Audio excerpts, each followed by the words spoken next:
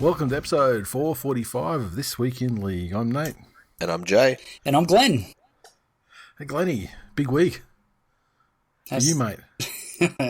You've been preparing for this, I can tell. You got that look in your eye. No. Why has it been a big week for me, Nate? What look in my eye? Put your fucking glasses on. There is no look. There's no look. You're making it up. There's a fucking look. There's no look. I can see a look. There's no look. I'm just saying, finally, you get recognition for what a pain in the cunt you are when we've seen that Moses Leota is out for 8 to 10 weeks with a Glenoid injury. Otherwise known as a ruptured testicle. Got run over by a digger. Fucking, I fear for the digger that tries to run over the fucking Moses Leota. Did a good job. Sounds like he won. Yeah.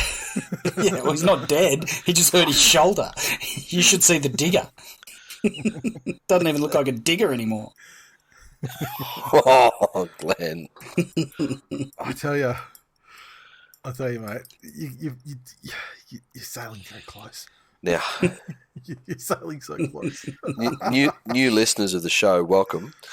You have not stumbled across a fucking Palmer United Party ad or fucking Glenleen Hanson's I feel like you're underselling the quality of our listenership.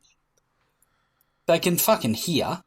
Clearly, I'm saying digger, as in Nathan's fucking layman's uneducated heathen terminology. See, what you would understand for an earth-moving machine. What you would understand is that what do you use them for? Vast majority of communication is non-verbal. I wish you were fucking non-verbal. Make my life a whole lot easier. Okay, fine. For the rest of this episode, I'll be the fucking... Good fuck off. Oh, sorry. You finish your sentence. I'm going to do it all in Auslan. Oh, wow. Yeah, this is fantastic. No, I'm sorry, everyone. I thought this cunt couldn't get any more annoying. Here we are. I was proven wrong. Why are you jerking off now? It's sign language. What is that sign language for? It's Auslan for you're jerking off, Glenny. Good start, boys. Good start. An hour flat, eh? An hour flat, you say? Start the show. Why are you doing the voice with it, though? I just signed Tigers in Decline.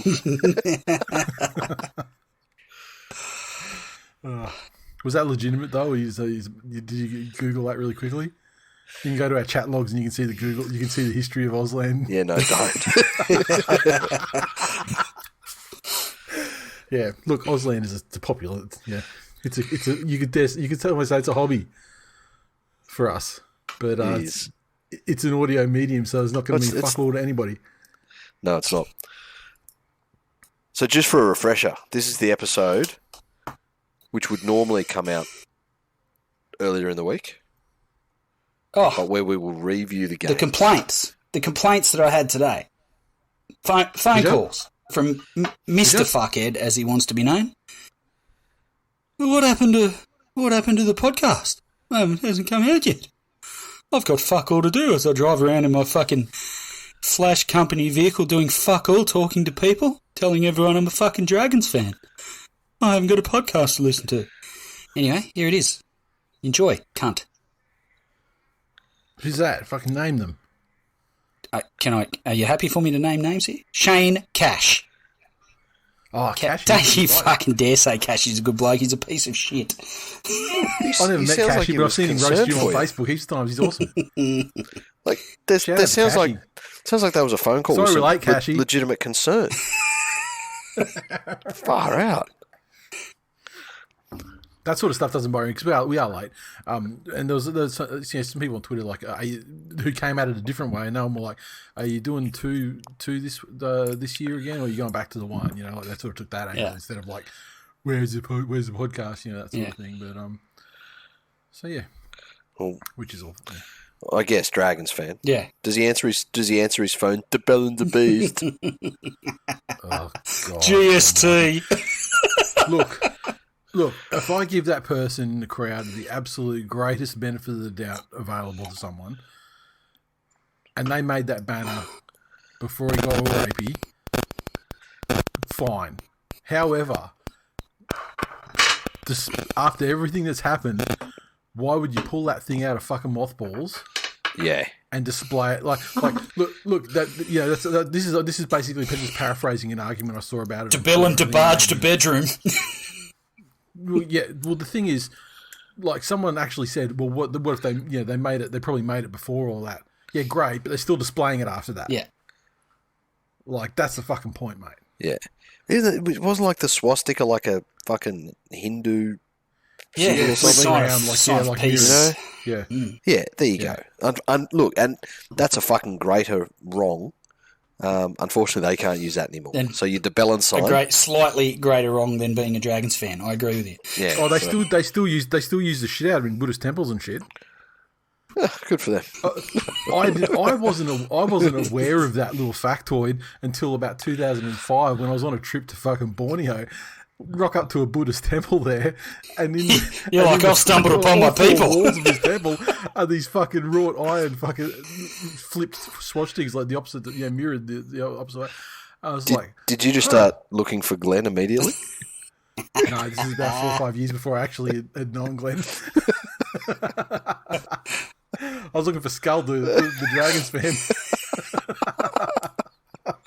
Oh god. What a round of football to get straight into it. All of the fucking play teams. Talk about being cut off. Won. What were you going to say? No, you were just talking. This cunt's like, remember you said now flat, fucking back on track, cunts. No. Yeah, all right. No, I was just filling, mate. I was just filling. We can get into the games right now, though, if you want to. You've got all your socials and everything organised? We're good. We're awesome. back. Okay, I'll tell you, I've had far more of a Dylan Edwards off season than a Tommy Travojevic off season, so I'm good to go. So he's got one good week in him. Let's fucking make the most of it. Yeah, he's got one good week when he had 20 meters of fucking free non-contact space to run every fucking kick. Multiplied by however many fucking sets. Otherwise known as a Darius Boyd off season. Yeah. But also, just statistically,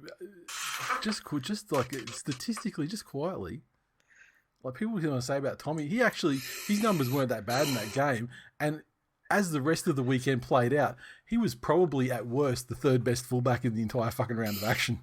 Too bad he came up against the greatest fullback in the history of the game. Oh Jesus, he came up against a low life piece of shit, but that's okay. Because we'll get into the games. The Panthers 28 defeated the mighty Manly Sea Eagles 6 out at Bluebet. Played out exactly as I said. I mean, the big homecoming for the grand final party. Given that they didn't have their post grand final party, A, because of COVID, and B, because they forfeited the World Club Challenge. Just let me cut you off there. This is exactly what I said you would do in the event of this result. Because it's exactly what I said would happen. I mean, ergo, fucking, of course one leads to the other, you donkey. Now everyone's like, oh, that mate, he fucking predicted everything. He is exactly what he said was going to happen. Well, it's fucking sheeps. Exactly. I fucking called it. Because also you've got to remember, like Manly statistically, in the duration of the time that we've done this podcast, it's my understanding, if I'm correct, they've won no more than one round one game in the entire time we've actually been. I never thought I would hear myself say this, but I really want to hear Jay start talking instead of you.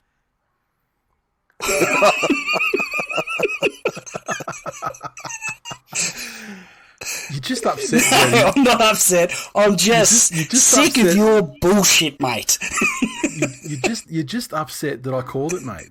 You're just upset that I called it. Same fucking bullshit. And your little Pied Piper, you're the Pied Piper of fuckheads. You fucking play your little tune and little cunts dance along behind you, and then you're like, oh no, off the fucking edge of the cliff, you little cunts, as you play your little tune. I'm just a wake up. I'm just a fucking wake up to your bullshit.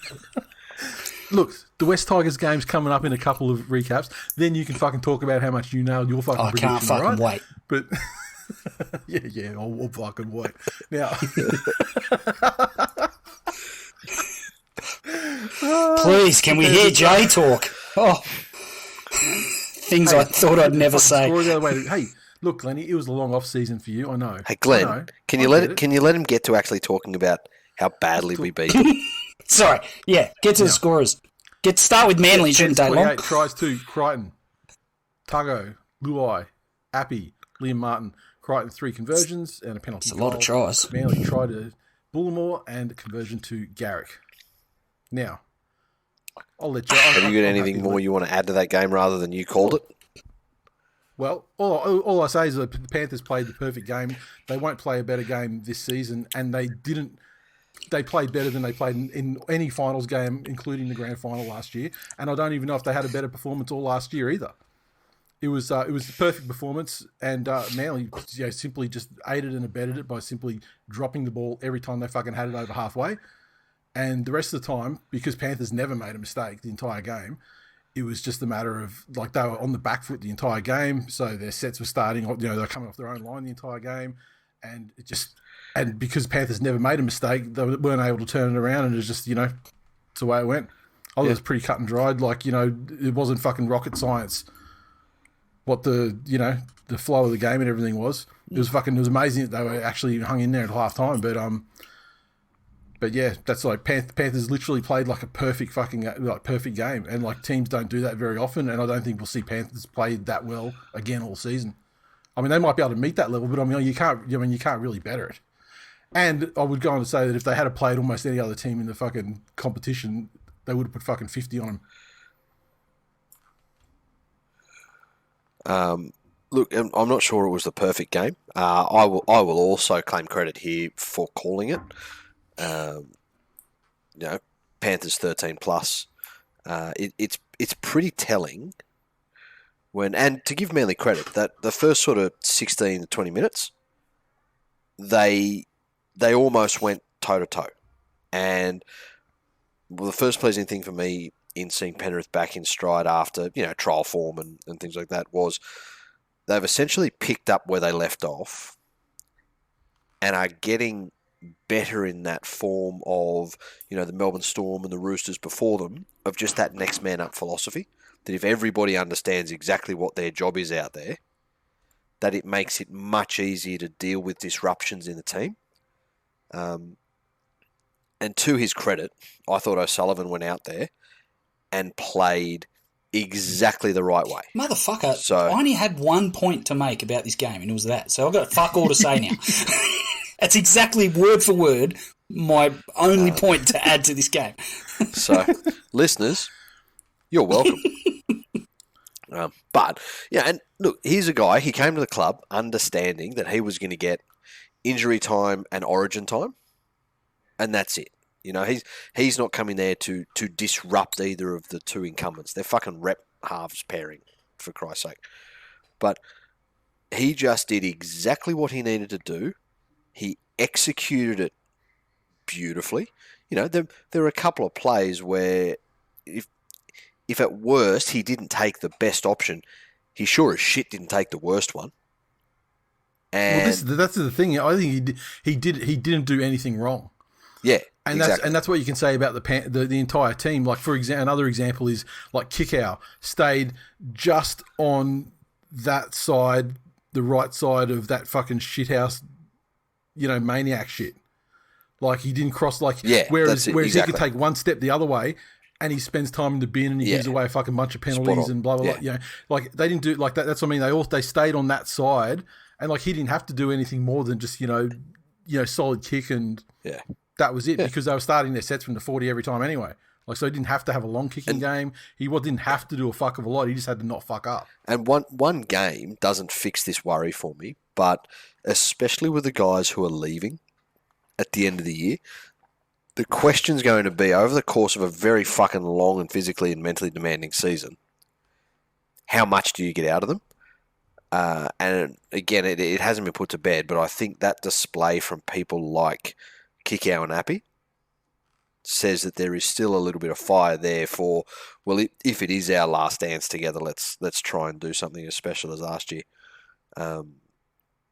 Some brain explosions in defence, but really it's that same old game plan. If you can come in and ratchet up the tempo early, and know that you're the side that can maintain that tempo for longer. They came in and dictated the speed of the game to Manly, and Manly, to their credit, tried to go with them, but couldn't. And from there on, they are still a patient rugby league side. And even when things don't look to go their way, and right before halftime, Manly clawed back with that try, they were dominant and they were 12-0 up. They went into the sheds at halftime, 12-6. Manly scored again after halftime, and all of a sudden, you're looking down the barrel of losing round one. But they just came out and went about their business exactly as they should have. So, for Manly, all last year we were speaking about it. Oh, as soon as they fix their handling, as soon as they fix their handling, as soon as they fix their handling. What round do you reckon it'll take them till to fix their handling? Yeah, exactly. It's fucking just the dumb fucking pushing past and stuff like that. And admittedly, it was from younger players, so fair enough, and that can sort of be fixed out of them. But also the other thing that I hope is the fact that the players who are doing it are the ones where there's the most depth, just waiting for their cracking for their fucking chance at the top grade. Yeah. So these people need to be they need to fix their their stupid fucking rushing shit, or make way for the guy that won't. That's it. So which is fine. For Manly, I love Bullimore already at the club. He's already been better than he was in his time at the Broncos. I'd like to see more probably in the middle, and I think he probably will be, but for the fact that injuries, forced him to play where he did. But he looks like he's going to be a great buy for us. And really, I mean, just don't stop dropping the fucking ball. Literally every time they got the ball from 50 to 40 meters out, that was, and they had the chance of a set to fucking, finish, attacking. Yeah. Every time they dropped it around the 40, every fucking time they had 3 sets in attack the entire game. And one of them was the very first set or the second set. So just fucking frustrating shit. Yeah. Yeah, that's it. So, and look, the last point I'll make before we move on to the socials, I'm glad this finally puts to bed the debate about DCE's position in the world, where he is just categorically outplayed by Nathan Cleary's fucking understudy. He wasn't. His forward pack was outplayed by fucking the Panthers' premiership winning forward pack, and it's going to give them a lot of fucking. It's going to give. I mean, now they've seen the benchmark and they've got all season to work on it, because the Panthers. I don't think the Panthers will want to front up against Manly again this year. I haven't checked the draw, but I'm pretty sure I'm pretty sure they won't front up to play Manly again this year. And enough blokes have gone through Daly that your mate's putting up cash to lick him. I don't see your reference. You don't? No. Motherfucker. Really? Is your name Glenn? I haven't seen that movie. So, enough guys have gone through Daly Cherry Evans that good friend of yours that likes to pay to lick things. Oh, you're talking about that Dragons gone through. Why are you being so obtuse? The Dragon supporter that likes to pay prostitutes to let them to let him eat their pussies. Yes. You're talking about that guy. That one. That mate of yours. Yeah. So,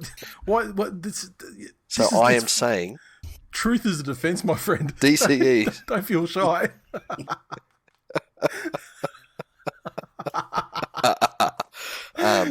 Yes. I got receipts. It's all good. On the socials, John said, maybe the issue wasn't no Cleary. Maybe it was Handbrake May replacing him in the halves. That's it. Yeah, I agree. I think I said that last week. Yeah. The May karma is real. Yeah.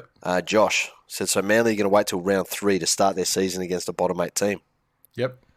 Ryan said, stupid penalties, brain snaps, and repeated sets given to the opposition. This is the Manly I've missed over the off-season, and I'm pumped for another 6 months of it. Look, and here's the thing. You're fucking that lucky that if you do fix up that handling, you've got enough in Tommy that you'll get to the semis again next year. Honestly, I don't think we're going to play a team. I don't think we're not going to play a team not necessarily the team itself, but we're not going to play a team this season that plays better than Penrith did in that first round game. But again, that's the best team we're going to play all season. My thing, and I'm happy for that to be the benchmark and fucking. But if I'm in your shoes, I'm desperately needing Des to come up with a plan B for nights when Tommy's off or well contained. Well, he wasn't off, and he didn't have to be well contained because they were just rucking it out from their own end all night. I mean, the only thing you can do then at that point is try bullshit rolls of the dice. I mean, you can't construct your way out of, fucking running it off your line. No, you need there were turn it enough around. games last year where he was your saviour with a beaten forward pack. He was fucking contained. Penrith a fucking Tupperware. He was not our saviour against beaten forward. He succeeded when the team succeeded. They're like if Tupperware fucked Glad Wrap and the baby was raised by the place they store nuclear fusion rods. Cunt was contained. Ash said, turns out Manly is impersonating the Russian army tonight. Should have gotten the job done early but ran out of fuel. Haven't made any progress since. Bennett said it defies logic that iced coffee and crack could be performance-enhancing drugs, yet here we are watching 17 blokes from Penrith absolutely redlined it for 80 minutes. Simon, looks like Manly's forwards are going to be their downfall again. They're too slow to get over the advantage line, don't run hard enough in attack. The defence, they don't get off the line and are aggressive. Alistair said Tim Tambojevic forced to give the entire Penrith forward pack a simultaneous soaring eagle, which I do think you meant screaming eagle, but I get the reference and appreciate it. Danny, Manly are just Ponga, only good against shit sides. A myth. Oh, it insults both sides. But Ponga's not good against any side. What are you talking about? Ben, I'd just like to draw everyone's attention to the fact that the incumbent Kangaroos halfback can't even beat the better option for Kangaroos halfback club's side without him even playing in the said side. And to top it off, he put one into touch from the kickoff. Hashtag neck out, chin in. How good.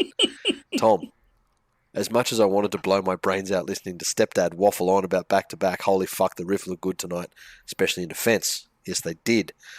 Your friend Devonhead, Glenn, said Dylan Edwards is playing how Manly fans tell me Tommy Turbo plays, and Tommy Turbo is playing how Panthers fans tell me Dylan Walker plays. I don't know if you meant Walker or Edwards. I think I read that the too. same And I thought, picture. I was like, surely he meant, yeah. Well, seeing as he posted that verbatim both on Facebook and Twitter. Do you think he fucked up and then copy and pasted it though, and copy and pasted the fuck up? Like, it's far be it from a Dragons fan to copy and paste a fuck up. B.43. Like, I'm not Dylan Walker fan, but I mean, he's just like catching strays. Like, what the fuck did I do? Fuck. B.43 said, has there been a decline greater than Jake Tarbro? From the best forward in the comp to the worst forward at his club. Incredible. I know. That's inflammatory. He was never the best forward in the competition. Mate, he was fucking great. What was it, 3 years ago? The best forward in the comp. Fuck out of here. Mate. Come on, he was never that. That year we saw him fucking chopping people in Origin. Like, our seats, we couldn't see anything. All you do is just, like, see guys' heads disappear like a shark got him. He's still fucking chopping people. The problem is he's one out of fucking 6 guys, unfortunately, and he's the only one that doesn't get fucking tired. I mean, guys like Kepi and fucking Croker were, like, their fatigue levels were fucking ridiculous. Beachy Eagle said, way too good tonight, White Hot Panthers. The old Mish on Twitter said, did Manly get George Rose in to look after fitness levels during the off-season? There you go. And Fat Harry Lazy chirping off early for Gronk of the Year on us. He'll start off early and then he'll fade away by about round 12 like he always does. He can't fucking keep it. So I hope he's got nothing about stamina in there. They tweaked the 6 again rule to try and stop our domination. Still, we flogged the shit ducks by 22 points. Bowed down to your kings from the west. Look, we let in an additional 20 points last time at the corresponding fixture, and also I'm glad you mentioned the 6 again thing too, because they did change the rule. But do you see the referees aren't used to it yet, and they still fucked it up a few times? No. Manly were given a couple more than one 6 again inside their own 20. Okay. When it should have been a straight penalty. Cool. There's a bunch of times as well, like the way they're using the 6 again now, because they've got the penalty in the attacking or the defensive half. Now they've what they're using the 6 again for seems to be really fucking like 6 again is supposed to be a substitute for a penalty. Like, it's a penalisable offence, but you're giving it you're doing a 6 again instead of the penalty, right? The amount of shit that was like the softest shit that would not be a penalty if there was no 6 again rule and you had to give a penalty. I wish Penrith could play Manly every week. I know. I wish they could too. That's all we have time for this week on two baboons debating over whose ass is redder. Oh, catch you next time. So, look, you can ref's fault as much as you like, but what would have happened if you got that penalty was you would have kicked the ball, Cherry Evans would have either failed to find touch, or you would have knocked it on the first tackle after the penalty, or you would have managed to get through one set, Dylan Edwards would have fucking caught it and run through your entire fucking squad and scored. So the score would have been 60-0. Dylan Edwards had a real gutho trying to stop that fucking try as well. Trying to stop Ethan Bullimore as well. We didn't get a hand on a fucking forward. The refs did you a favour. You need a new scarf that says rest favour. Go and design it, make it. Oh, fucking knit it. Go on then, fucking knit it. Go Out of his own pubes. I'll tell you what. I'll fucking manscaped.com. He has no fucking pubes. He fucking caught himself with a stray. He's only got one fucking ball now. It's like he's like he took a fucking mastectomy to his fucking ball bag. I mean, scaped-me. Yeah. Well, look, I will ask you not to fucking insult Scrotalina Jolie.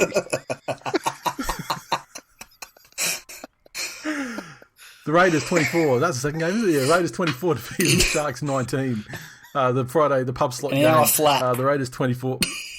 We're doing it. 30 minutes for 7 games. Let's go. The Raiders 24 tries to Whiten, Valame, Nickel Clock Star, and Hudson Young, Schneider 4 conversions, Sharks 19 through tries to Brayley, Kennedy, and Wilton. Moylan field goal, Nico Hines 3 conversions from 3 attempts. You guys are going to take me through this one because I had a lot of birthday stuff for Killer this weekend, so I only saw night games and late afternoon games. I didn't see the earlier ones. On all 3 I thought this was a really good game, quite entertaining. A great finish as well. Both sides, I think, have a little bit of improvement. The Sharks slightly more than the Raiders, but it was good to see Whiten running the ball a lot more and a lot more heavily involved. And I thought he had one of the better games I've seen him play for the last year or so. As I said, quality finish. Ballsy of the Raiders to go for the try to win it and then pull off the try saver to seal it at the death. And I thought it was a really entertaining game. I thought Nico Hines for the Sharks, he's definitely got the class to make a real difference in that side, and I don't think he's missed a beat being away from the Storm. So he looks really good so far. The Sharks, to me, look like a team that lacked a bit of cohesion, which, again, isn't surprising given that they got a lot of new faces there, especially in some key positions, and really didn't have a lot of continuity last year. Like, they were fucking injury-ravaged in the halves and everywhere else last year as well. Throw in a new coach getting COVID the week before round 1, and they really did just look a step off in terms of understanding, and you look back at Penrith's performance, and if I can, I'll make this an entire hour about Penrith. But the advantages in having teams that are familiar with each other in round 1 can't be more apparent than that. For the Raiders, I tell you what, like obviously if they'd have lost this game, that would have been catastrophic for them to surrender a lead, to be the faders in the first game of the year and then lose it like that. That would have been mentally catastrophic for them, I think, for the first quarter of the season. But I really hope that coming that close to fading doesn't do any missteps. But I think coming close to fading doesn't count at all. Like, mentally they're like, we got the win. Yeah. I hope it does. So... but look, I mean, like you said, the Sharks were uncoached last year. That's it. I mean, their coach was gone in week 6 or something. It felt super early, and like that game was a brain snap away from the Sharks winning. Yeah. Like it was Ramian's little fucking rush of blood right at the end, which. Far out. Like, it didn't cost them a spot in the finals. It didn't this, it didn't that. But, those are the ones that really are fucking coach killers. But Josh in the Facebook group asked, has anyone actually missed Andrew for feeder? No, they haven't. Ben. This is an interesting one. He said, another coaching failure for the Sharps. Myth Gibbons in full effect. Is there an anti-Fitzgibbon sentiment? No. You were talking earlier about Fat Harry Lazy, our mate Chris going early for Gronk of the Year. No, this cunt is the guy that's trying to fucking get in early. Oh. He had something to say about almost every game for the weekend, and I think he's trying to sneakily get in there and stake an early claim. I like the cut of your jib, sir. Yeah. Jack. And look, sometimes when you spray it like that, you're not going to have a great one every game. Yeah, look, I'll tell you what. Gronk of the Year is more of a sniper than a shotgun. Yeah. That's it. That's right. Jake said, having absolute PTSD flashbacks around the 60-minute mark there. Yeah, I bet you were. Another Ben said, tight game, good win, why not? That's the fucking worst sporting slogan, but sort of does seem apt for the Raiders. At 2500 on Twitter said this game gave us a glimpse of what a wild card game might look like. Two non-contenders trying to see who will lose in round one of the finals. There you go. And DJ Shane Day on Twitter was very happy, never in doubt. Obviously, he has never experienced the Raiders surrendering a lead. It's always in doubt. And done that. So.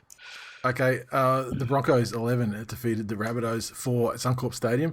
The Broncos 11 came through tries to Kelly, Oates, Asako with one conversion, and Kurt Capewell with the field goal.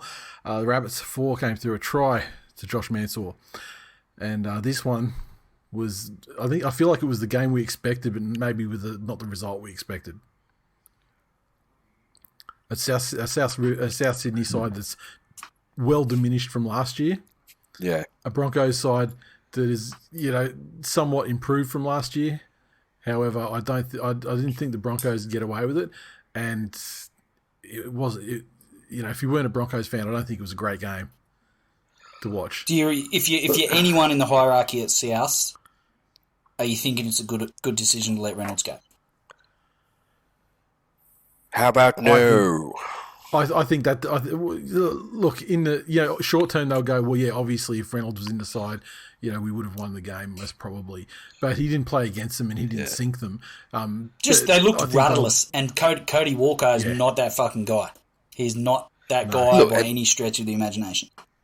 Glenn, to answer that question, you would need to answer it with the fullness of time on your side, as in there are a lot of chirpy fuckwits going on about how Cronulla won a trade they were involved in a little while ago. You really are going to make this about Penrith?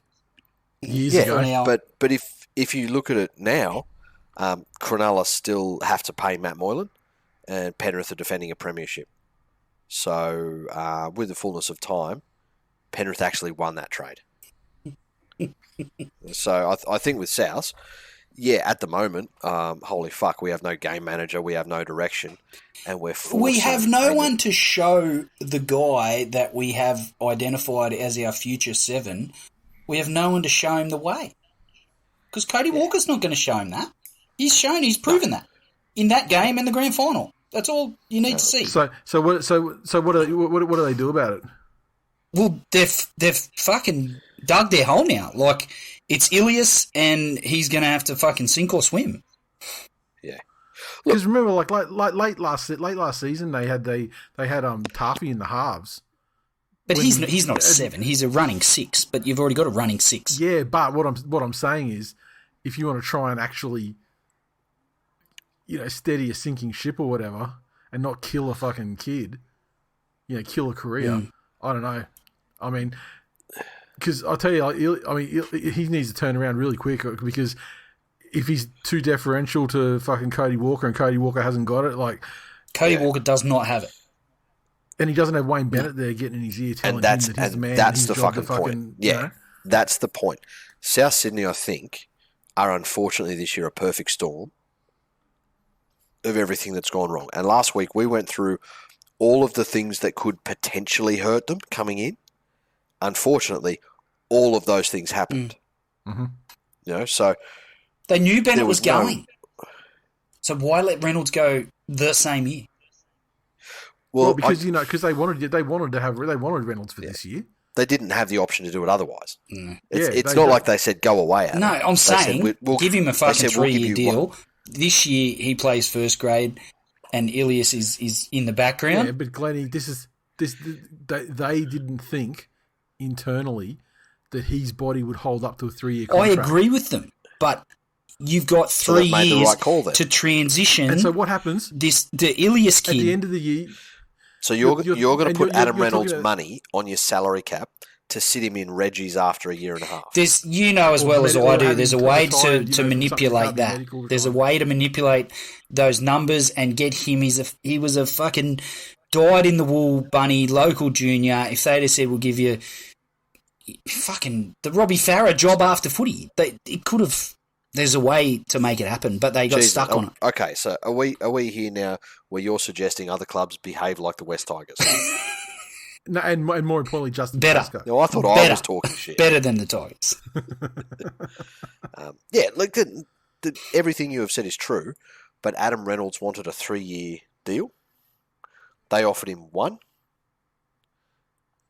Where is the middle ground there? Like, where's the... You can't 2 and a 3. fucking paper bag. Yeah, but you can't say to him, hey, okay, cool, we'll give you 3. By the way, we need to front load you this year and then pay you fuck all in 2 and 3. Like, the last time, like Penrith did that with Jamie Soward, right? It's not apples for apples, but I see what you're saying. It's... Didn't really do much, but... When that game was there and it needed someone in a fucking red and green jersey to take the cunt by the scruff of the neck, they were void. There was no one there to do it. Yeah. When the grand final was there, and the cunt in a red and green jersey to fucking take it, Cody Walker chucked an intercept to lose the game. Exactly. Thank you for validating against my the Broncos. Point. Ditto. Exactly. Yeah. That's it. I'll tell you what, though, I did enjoy Kurt Capewell's fucking just throwing the leg out. Yeah. At the fucking good on him. What a legend. At the field goal and getting it. Instant Broncos fucking hero. I mean, he was already a Broncos hero before a ball had been kicked in anger because of the fact he was just better than anyone they had. I am a bit filthy that they didn't give us a grand final rematch round 1, though. That would have been a fucking 50. That would have been a fucking 60. Yeah. I mean, honestly. Easily. Because if South play like that, like they did, and Penrith play like they did, and they had a play in round 1, fuck me dead. Yeah. 100-0. Oh, and the thing about the Rabbits is, I mean, like their forward pack, apart from what like Jaden Sewer, I mean, they're still relatively the pack they were. Yeah. Still got, still led by Damien Cook. Like, yeah. I mean, they didn't have the excuses that the halves in the Rabbits had, and Latrell doesn't fix any. They'll be better with Latrell purely from a couple of touches of individual brilliance. Oh no, like when they're attacking in the red zone, that's the only time. That's the only thing he's going to improve for them. But even then, they've got to get it to him, and they've got to be in that field position. Do you know what? Here's the other thing, though. Like, when in the Sharks game, remember they're the ones that lost the trade to Penrith. That Ramian hit right at the end. They lost the trade to the Dragons at this point, too. In 2022, if you want to be current. One of the first things I thought after that was, I thought, fuck, I can see Latrell doing a bit of that. Mm. And you mix Latrell and Dylan Walker, who for very different reasons have proven to be poor decision makers at Dylan or potentially Cody? Crucial time. Cody, sorry. Cody, yeah. I've just Dylan Walker's bad decision making happens outside the field. Yeah, I've just done a Devon head. Elite company. That's it. The chance for poor decisions at potentially important parts of games this year is without a leader like Wayne Bennett there. Yeah. Fuck, this is potentially messy. I could see the really good teams getting under South's skin and fucking crushing them mentally in games. Exactly. Well, this is the thing. Like that was the biggest weakness of Cody Walker. There were those games where people got him swinging. Yeah. And once you got him to that point, he wasn't putting on the plays. He wasn't doing the contender for the Dally M sort of shit. Yeah, that's it. That's when he was like, flirting with the bin. Yeah. On the socials. Sorry.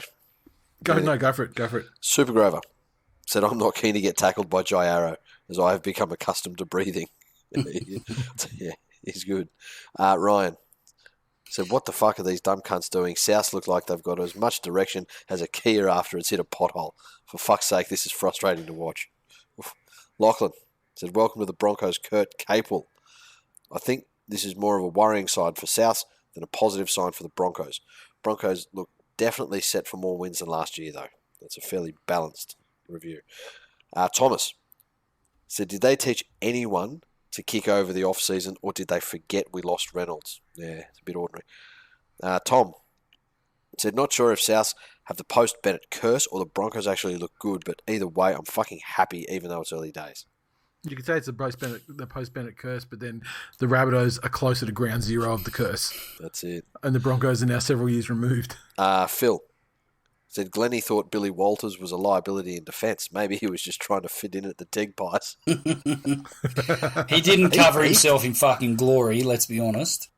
Well, I was just about to say, he didn't disgrace himself either. Like, he did just enough. Give it time.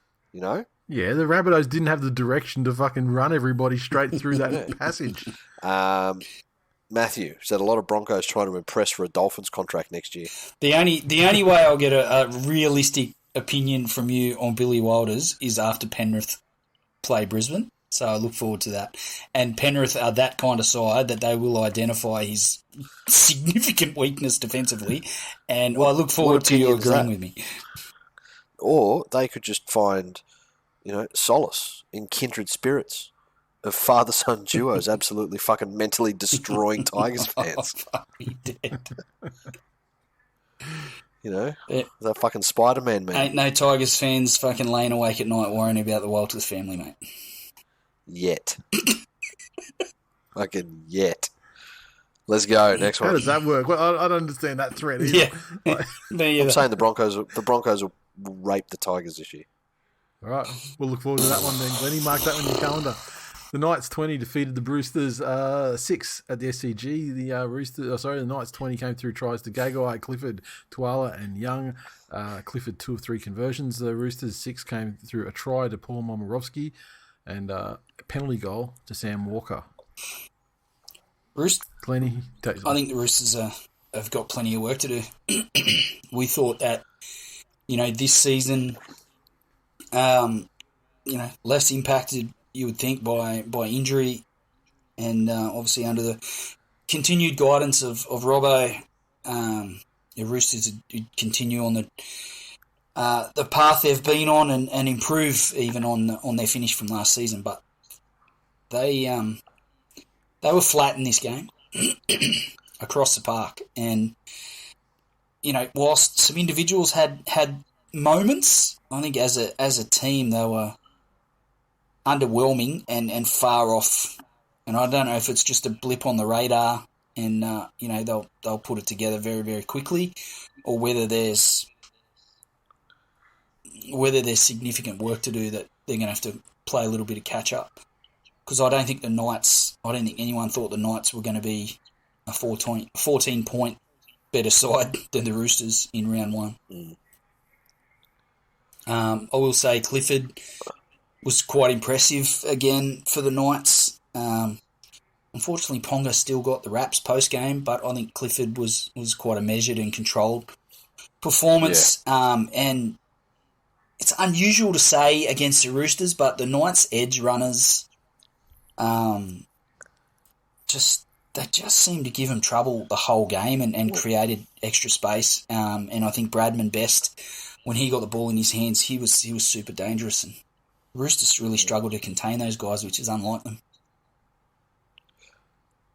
It's not unreasonable if you think about it. In round one, the first, I guess, 3 or 4 rounds of the year, individual performances have a greater chance to swing games than they do later in the year. And generally you have, blockbusting performers from positions like centres or second rowers this early in the season, because you got defences that if they have any sort of uncertainty in them, then guys in those positions are going to end up one-on-one with their opposition or be able to find gaps. And guys with the physical gifts that Bradman Best has are going to take advantage of that. Like, he was great. Remember when he first came on the scene last year? And then he got a bit of attention on him, and coaches started a game plan for him. And I think it was the year before was the big year, and last year there was a lot of injury and shit, and he did next to nothing. Yeah, that's it. So fantastic if he's back to form. I think his performance, second half of the season will be crucial to them. The Knights really, again, did very little wrong. They didn't go out there and do anything spectacular, but everybody just did pretty much what they were out there and designed to do. The Roosters have this funny fucking habit of trying to tackle cunts with their face. Yeah. And I think Radley's got suspensions ahead of him this year again. Yeah, he certainly does. I don't care what he says, whether he says that he doesn't care and he's not changing, or whether he says, "I'm sorry, I'm actually going to change now." He's never going to change. No, he is not. I don't think Robbo will be, too shaken by that, but I think there'll be some very serious conversations this week. I'm not sold on Kiri's comeback fixing their woes. Mm. No, it was less impactful than I would have expected. So, I mean, I think I was just sort of just coasting along with the narrative and thinking, oh yeah, the Roosters will be, they're fixed now. It was business as usual, but yeah. It's going to take some time to get to build up combinations because they didn't have anybody last year. Yeah, that's it. On the socials, Mitch said the Roosters are wearing the Mullumbimby Giants socks today and donating $50,000 to assist with the recent floods. Other than that, fuck both teams. That was a nice effort. I like that. Jai said this was never in doubt. For the 5th season in a row, we get a win in round 1. Super impressed with Cliff and Clune. Ponga can pack his bags and fuck off to Redcliffe already. There you go. Yeah, Clune was a good pickup for them. Very, very good. Kevin said Ponga seemed to do a lot of talking behind the ruck today on attack, and if he wasn't involved, he was behind directing play. I haven't really noticed him do that before. I'll tell you what, if he's going to be an organising fullback, like a true organising fullback, that may make up for some of his deficiencies elsewhere. Tom, so the Roosters took their support of the Mullumbimby Giants to the next level by playing like an absolute pub side. Fucking hell. Mullumbimby Giants have gotten more love than the Roosters have in this fucking game. Hayden said, what a terrible round for tipping. Got to be some major questions asked of the Roosters squad after that performance. Nothing but wanting it more in that game for the Knights. Roosters still seem stuck in pre-season mode. That's a good way to describe it. Rick said, Clifford, Young and Gagai were great. Man failed to lose the game for us, which means the multiverse is real and I'm in a different reality. Takeout is Andrew Johns is a better coaching consultant than Seabold. He is. Darren said, textbook tackling style Radley. New nickname, Victor the Self-Inflictor. Fat Harry Lazy. So the Roosters running out onto the SCG, the scene of so many of Shane Warne's greatest performances, decided to pay homage to the great man by shitting the bed and playing dead. Oof. He's on fire, the big man. The Dragons 28 defeated the Warriors 16 at Sunshine Coast Stadium. The Dragons 28 came through a hat-trick to Ravalawa. As good wingers do, Glennie, that was your chance.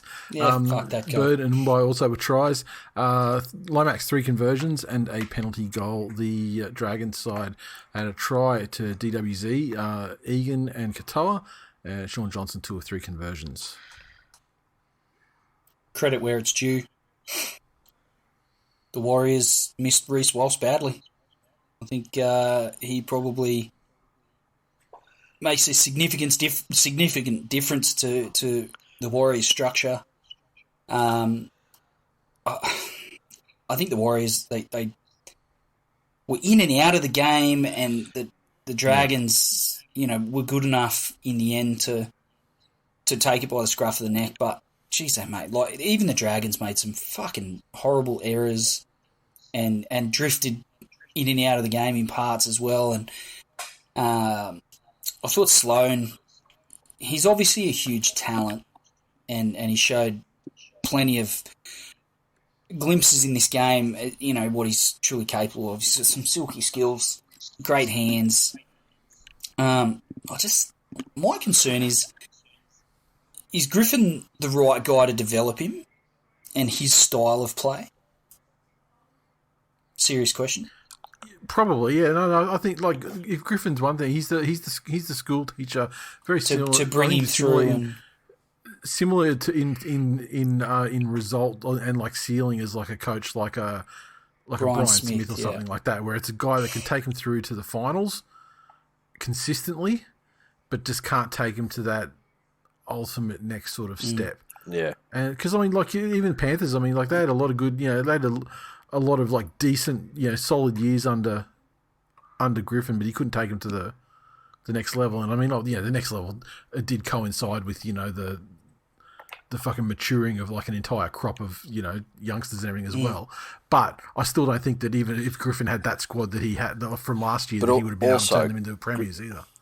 And whereas yes, there is some skill in ushering these young guys into first grade and through the beginning of first grade, it wasn't like all those young Panthers Griffin had.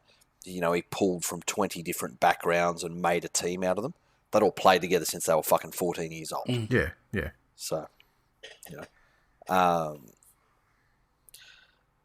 yeah, I was sad after this game because I think it because the Dragons won.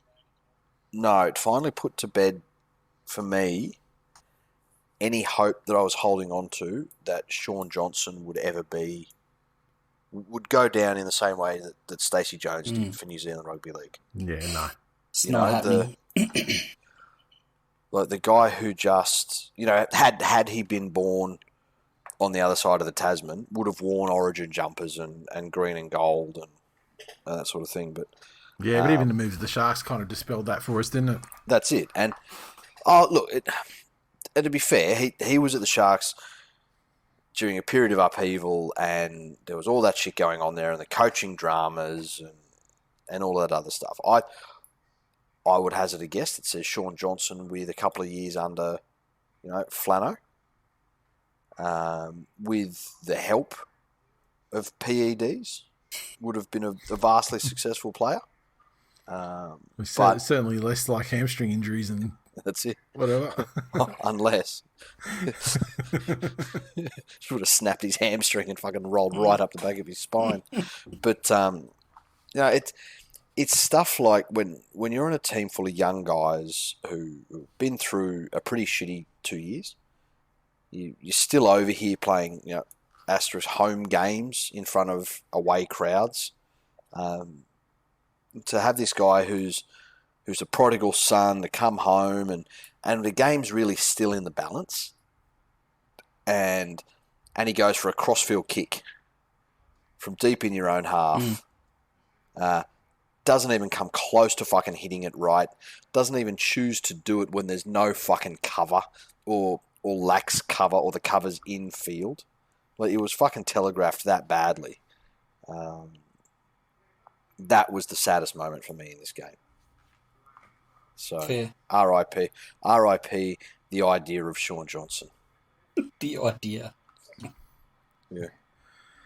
Well, my hope for Sean Johnson. Nothing. Right. On the socials, Jeff said, looks like Jay was way off on his negative assessment of the Dragons signing Aaron Woods. He can't cost them 6 points every week if he doesn't play. It's true. That is correct. It was correct. probably a turning point of the game when he got injured. That is correct.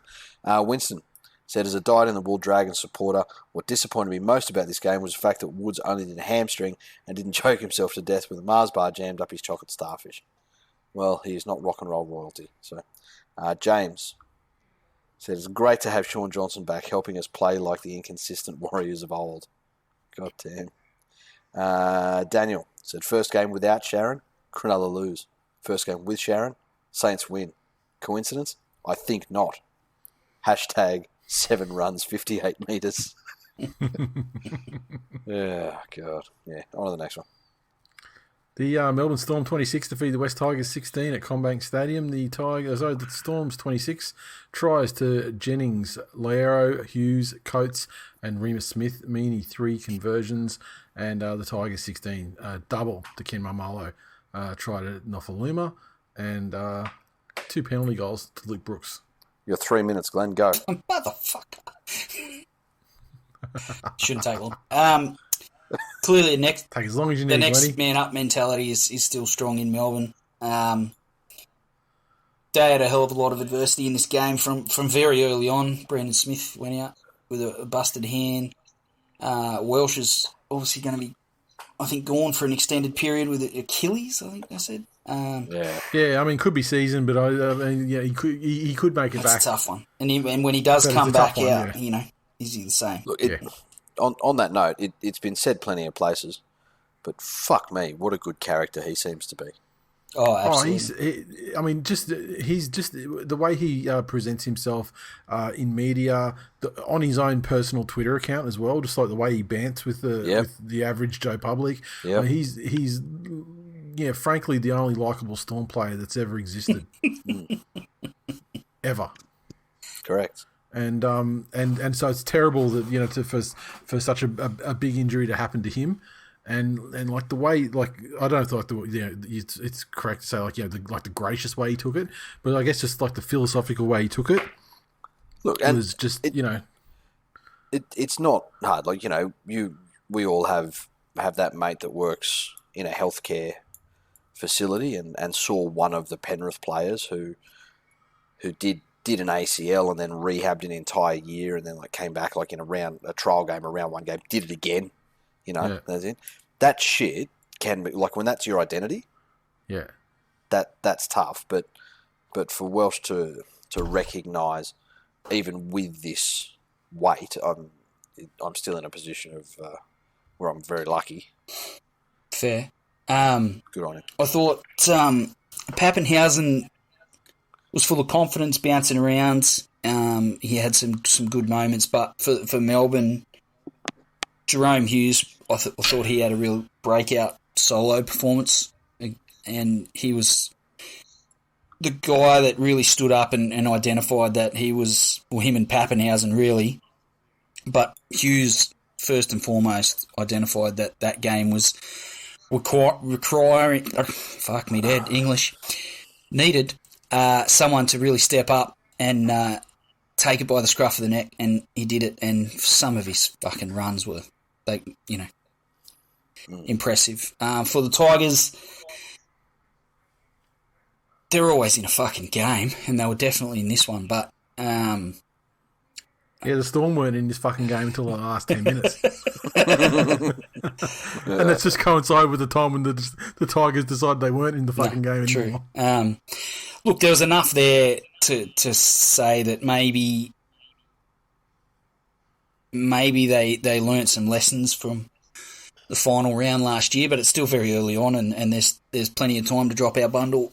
Let's not deny that. But I'm just concerned about the corner that they've painted themselves in with Brooks, where they've publicly come out. Sheens has come out, Madge has come out, and several of his teammates have come out and said that, Brooks is the 7 and all the rest of it. But, and he's there for the long term, and he's a valued local junior and all the fucking rest of the spin. But the fact remains that he's probably not the best 7 in the side anymore. And when Dewey comes back,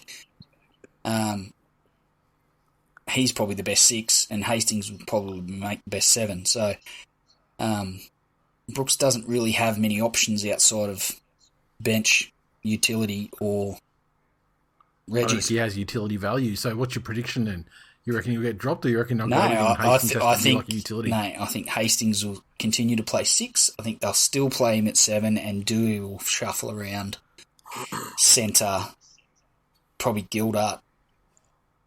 Depending on how Roberts goes, I thought he had a couple of good touches, but I think they'll probably try and shoehorn Dewey into centres. Across the season, it does appear that Roberts is probably the most likely though to be out of the side. Mm. Yeah. Is it just me, or does James Roberts remind you of Russell Westbrook, both in how he behaves and how he looks?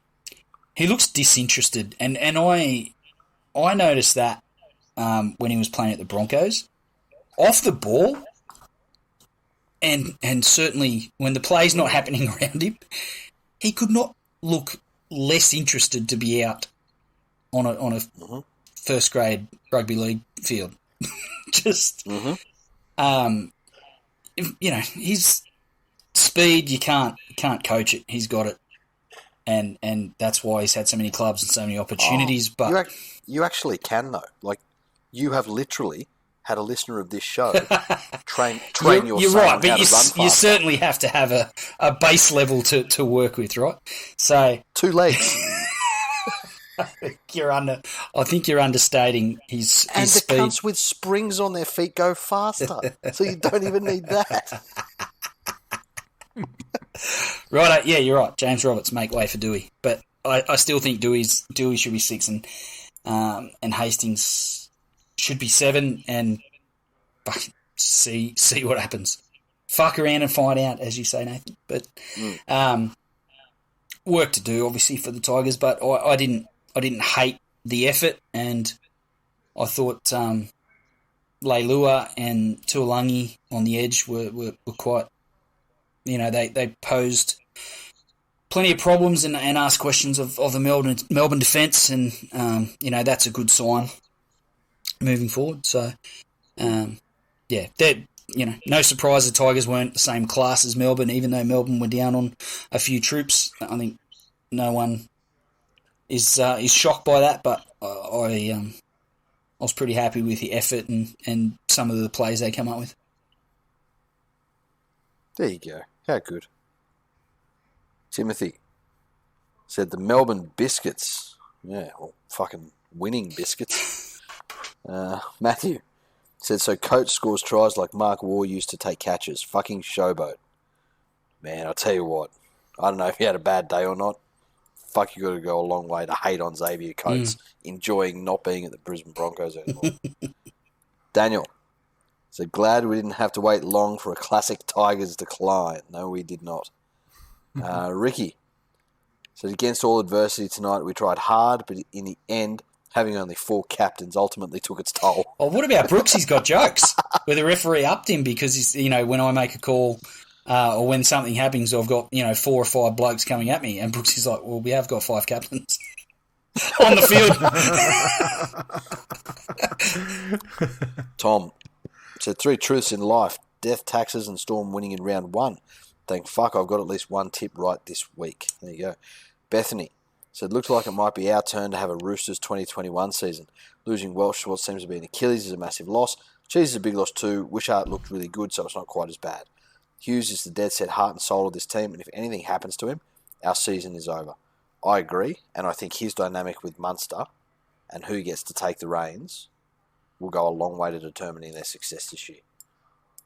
Like, Munster is the Cody Walker in this equation, and not so much that he will fuck up, but that he can be goaded into poor decisions. Yep. Grover, broken, battered, spirit damaged, still fighting, overcame adversity to fight for our mates, but we lost again. Tigers digi, probably. Lando said, good teams start their season with a win. They certainly do. Sam said, NRL is a Russian conspiracy. And Hammers, our advertising guru, came up with a new poster. Said, from Tigers to decline. Unreal. God, that fucking campaign is shit. It's gross, isn't it? It's fucking It's gross. just fucking stupid, and like each one is inconsistent to them. It's just the agency that created that. Just fucking kill yourselves, dead set. Not gonna sugarcoat it. I'll tell you what though.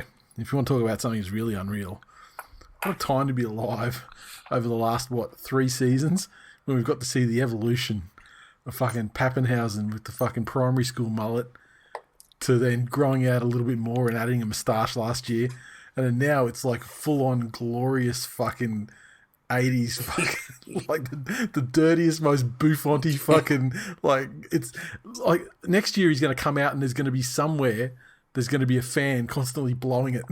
Like, and you're going to see where the fan is coming from, but it's just going to be. And he's going to have leather pants constantly on, and he's going to be the lead singer of Europe. It's just the commitment to the bit is fucking spectacular. And I hate fucking mullets with the burning white hot fire of a fucking 1,000 suns. But the commitment that's to not a stick to a mullet, bit. though. Like, that's beyond. Like, there's... Yeah, well, now that's what I mean. Like, it was started as a mullet, then it became like a bigger mullet, and now it's become this full-on glorious fucking 80s. Yeah. I don't know what. And I mean, the moustache with it just makes it like that extra fucking seedy look to it, and just his commitment to the bit is just should be credited. There you go. How good. Melbourne Storm, look, they're going to turn some more trash to treasure this year though. With, I mean, a backline that consists of fucking Tigers, Broncos, and Bulldogs, and they're going to find some fucking provide they don't get too many more injuries, they'll be up there. The Eels 32 defeated the Titans 28. The Eels 32 came through a hat trick to Sean Russell. Sean Lane and Wanga Blake also with tries. Moses 3 conversions, 3 penalty goals. The Titans 28 came through a double to Philip Sammy, a double to Brian Kelly. Aaron Clark with a try. Sexton 4 of 5 conversions. Also, the only part of this game that I love was fucking Sammy going to fucking Gutherino right over Gutho's dead body. That shit was outstanding. And not only that, I've only just seen it pop up on Twitter. It's not recent. It happened earlier this morning, but I've only just seen it. But the headline is, or the caption is, well, the headline is 4 weeks. I've already looked in quotes. Yeah. Gutho has plans for his next game against the Titans after copying the Gutherino from Philip Sammy. Okay. Shut up, you arrogant fucking idiot. Now onto the game, Glennie. Yeah, you were talking to Jay then, right? Look, it's fucking rude. I was talking to Gutho, you know. Now, I love you guys. What if fucking it happens again? What does that do to the psyche of Clint Gutherson? In 4 weeks, everyone fucking does it. Imagine, because he can fail to stop a ultimate try. disrespect. It's in his game. If everyone starts throwing up David Nofaluma doing the Gutherino over the top of fucking Gutherson, just fucking retire, cunt. I hope every single try that he fails to make the try-saving tackle on, he gets the fucking the balls in the mouth, fucking Gutherino diamond cutter, and. I love it. I thought Para's attack, they proved, there's some skill in that side and they can score at will. But in that first half, their defence was a massive concern. They did make some adjustments on the run and it was much improved in the second half. But the Titans, they took full advantage of their opportunities and Para defensively weren't up to the task in the first half. For the Titans, it was a pretty gutsy performance and defensively they've got their concerns as well. But David Fafita, he's eating up a large chunk of that salary cap and guys, that's the type of guy that you want really asserting himself when the game is there. He had that one big run at the end of the first half, but there was plenty of other opportunities where one of those runs from him or taking several hit-ups and wanting the ball, showing that he wanted the ball in his fucking hands, would have made a difference to the Titans and potentially influenced the result, and there was none of it from him. And he's essentially what you get if Dave Taylor had cared about nutrition and lifting mad weights. I think the attitude and the disappearing that is fairly identical between Fafita and Dave Taylor, and it's not a lot you can say to change my fucking mind. I think it's as great an athlete as he is.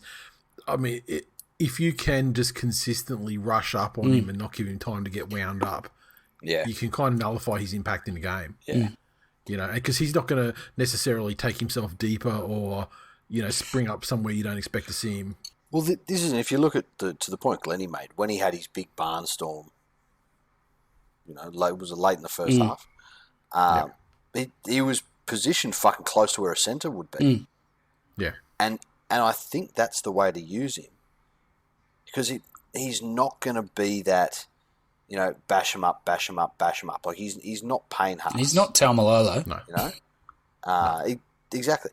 But He should be, but he's not. To make him do his work, and then to assess which side of the field has some defensive lapses. Like, for example, if I'm playing the Tigers, I'm running him at Noffa every third set.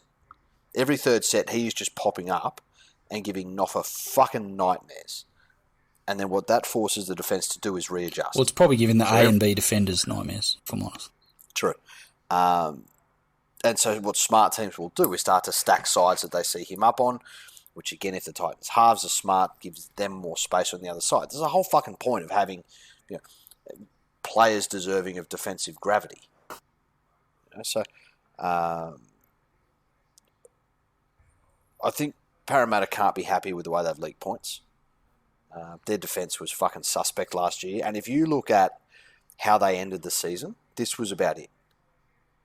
That, we've got some skillful players and we can put points on. But this was how they ended the regular season, I think. It. I mean, like their finals performances were really good. Yeah, they were. But this is what particularly like that post-Origin period. Yeah. This was sort of what they were trotting out, yeah. Again, I'm not saying that it discounts them. I'm sure they'll be a top 8 side again. But this is their final year before the window shuts. That's it. And I do expect big things out of them. I don't think they're going to win it, but I think they'll be all right. Yep. Dean said, I said this last year, but is Gutherson going to call himself a fuckwit? I wonder. I would like to see it. Ben said, Sammy with a statement over Gutherson, pure shithousery. Love it. Love it. Conan. Moment of the weekend.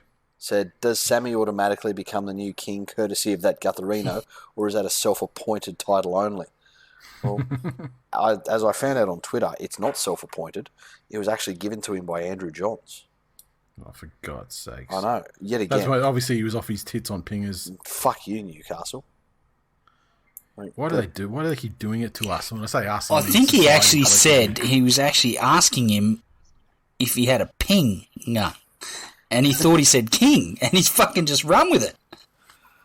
Oh, there we go. Conan. No, Toto said, kill the king, become the king. There you go. Then there was a Dragons fan that said something fucking racist, so I won't read that out. Surprise, surprise. Rusty said, the panic performance of that second half exposed the inexperience of the Titans' spine. They had the slippery cunts but crumbled under the pressure. I see 2 roads ahead for the young Titans. Learn and be better or become the Queensland version of the Tigers. Yeah, I think they'll be better. There we are. And finally, the Doggies 6 to feed the Cowboys 4 up there at the abattoir. The Dogs 6 came through a try to Jaden Ockenbaugh, a conversion to Birdo, and Cowboys, they had a try to Tom Gilbert. Look, I think that really all that can be said about this game is that the Bulldogs got the 2 points. And everyone was better when it ended. This game was exactly what we said it would be. Although, so if this Bulldog side played that Dragon side, yes, who wins? Well, Dragons would fucking flog them, surely. Yeah, okay. I don't know. The Dragons demonstrated they can score points. The Bulldogs, they've brought in some high-octane attacking players in, significantly Birdo, followed by Fox, and then, I guess Naden. However, they still demonstrated they have exactly the same issues with scoring fucking points, and the only positive for them in this game is the fact they won, and they only won by virtue of the fact that what we said about the Cowboys in their halves was also true. When the game's on the line, you got 1 play left to run, you're 5 meters out. What do you do? What do you do? Well, if you're fucking Chad, what you do is just turn it inside to Cohen Hess. Yeah. Yep. That's it. Interesting. Like, you're only 2 points down at this point. You could fucking send it to a corner and have some guy fucking cartwheel in and try and... Yeah. Was Chad always such a proponent of the midfield bomb? I think In it's most just a sign recent of a lack memory. of imagination. Yeah. Clearly, and maybe I just paid more attention to him than a lot of other halves in their variants, but the Cleary thing used to frustrate the piss out of me. Like, if you're in midfield putting a bomb up, praying for a mistake, the fucking percentage on that's terrible. distance and position every fucking time. Distance and position. Brooks does the same thing to the surprise of absolutely no one. But you know, and I was getting back to Jackson Hastings. I was almost fucking half shocked when he put a rifle to grubber that curled into the in goal and forced a mistake, because you don't actually see that. I haven't seen that much from the Tigers. So I thought just quickly on the Bulldogs, I thought Burton was obviously a factor with his kicking game, with his bombs. I thought the Fox tried to show some leadership qualities and get his teammates revved up, and you know they were obviously trying to show why they were bought on big money into the side. But ultimately, based on that performance alone, the Bulldogs don't look much better than they were, and the Cowboys don't either. And I think for Todd Payton, there was a lot of noise about trying to get him shoehorned into the Tigers head coaching role before he took on the Cowboys job. And his coaching career took a little while. He had the interim job at the Warriors, and took a little while to get his head coaching job in the NRL. Took a little while to kick off.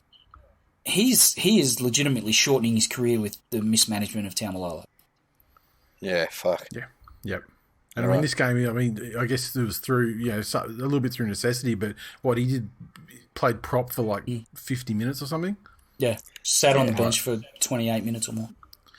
Fucking hell. Like that last play that Chad runs, if he's throwing it inside to Tamalolo to try and barge over from 5 metres out, then maybe it's a different result. But when that wasn't the case, I don't know what they're going to do with their halves. Drinkwater, he must. Are they going to just keep revolving the younger guys around Chad? And like Chad with the money he's on and the tenure he has, he's the guy that's going to stay there, and they're going to keep trying to cycle Drinkwater and Dearden to see who sticks. Yeah. Again, Chad's just a funny move to me, especially with a new coach. Yeah. If they had in his prime Paul Green, or JT there, who, fuck me, has been known to swap from a 6 to a 7 and back again when the good of the team, depends on it. Like that's me. It's just right now, with two young guys that are uncertain, with a coach that had all those fucking issues last year with the playing group, it just seems like there's far too much that can go wrong there. But anyway, that's just me. And we also don't have any socials on this game because I deleted them by accident. We thank you for it. Or and thus the battle of who could care less has ended. That's us. So that's us. That's it. And that's the episode. This is Tuesdays. We're recording this one. It'll be out Tuesday night. I'm going to throw it up straight after this. And so we will be recording again, and we'll be on track with the midweek episode for the round previews. Mm-hmm. And that one will be up Wednesday night / Thursday morning. So look forward to that. And to answer the questions of people, yes, we are doing 2 episodes a week still. This week was an outlier, but generally speaking, Sunday night, Wednesday night will be the episodes. One of the hosts had chlamydia. Try to guess who. Does chlamydia clear up in 2 days, a day? Certainly does.